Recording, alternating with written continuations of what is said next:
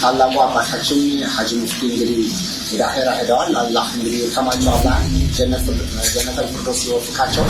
በዚህ መሰረት እንግዲህ የሀገር ዋርካ የሀገር መከታና ትልቅ አባት ነበሩና እሳቸውን የሚመጥንና ቀብር ስነ ስርዓታቸውን በተመለከተ እንዴት ይሆናል የሚለው ከመንግስትም እዚህም ያለው አብሮ በመሆን በነገው ዕለት ሰኞ ጥቅምት 18 ማለት ጥቅምት 10 2018 ዓ.ም የሚካሄድ ሲሆን ይህንንም ሂደት በአጠቃላይ ምን ይመስላል ከቤት ጀምሮ በሶስት መንገድ የተከፋፈለ ሂደት አለውና ይህን ዝርዝሩን ልጃቸው እንግዲህ አላህ አህመድ ዑመር ቀሪ ሂደቶችን እሱ ያብራራልናል።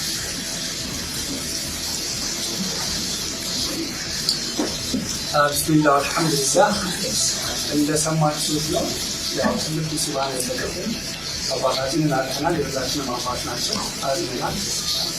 ስለዚህ ወደማይቀረው አኺራ ሄደዋል። ሲሄዱ ደግሞ ያው እንግዲህ ሁላችንም ወደዛው ስለሆን ሸሪዓው ባስቀመጠውና ለነሱ በአማራ መልኩ ለማድረግ እየጣርን ነው።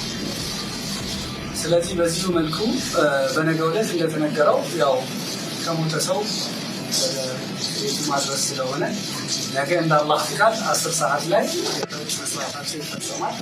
ሁላችሁም ከጎናችን ልትሆኑ እንጠይቃለን።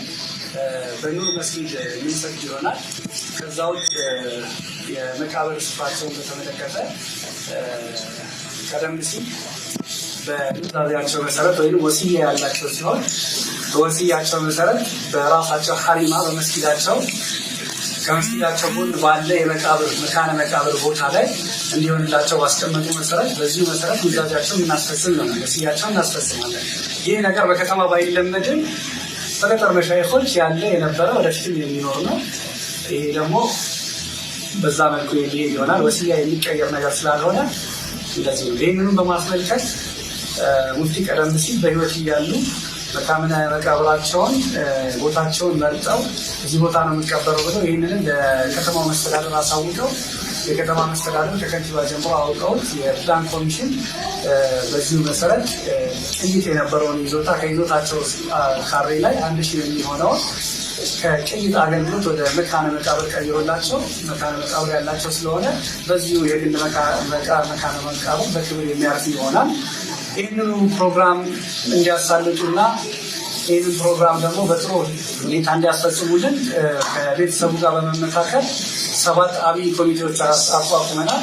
እነዚህ ኮሚቴዎች ይህንን ፕሮግራም የሚያሳልጡልን ይሆናል። ስለዚህ አላህ ይርዳን። ሁላችሁም ከጎናችሁ ልትቆሙ እንጠይቃለን።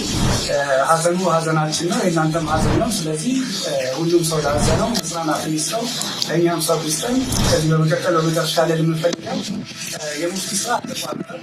ብዙ ዓላማ ነበራቸው። ለእኛ ልጆቻቸው የምናስቀጥል መሆኑን መስጊዳቸውን የምንሰራ ስራቸውን የምንቀጥል መሆኑ ሐሪማቸው ኢላ የውም ዲን እንደሚቀጥል ቃል እገባላችኋለሁ።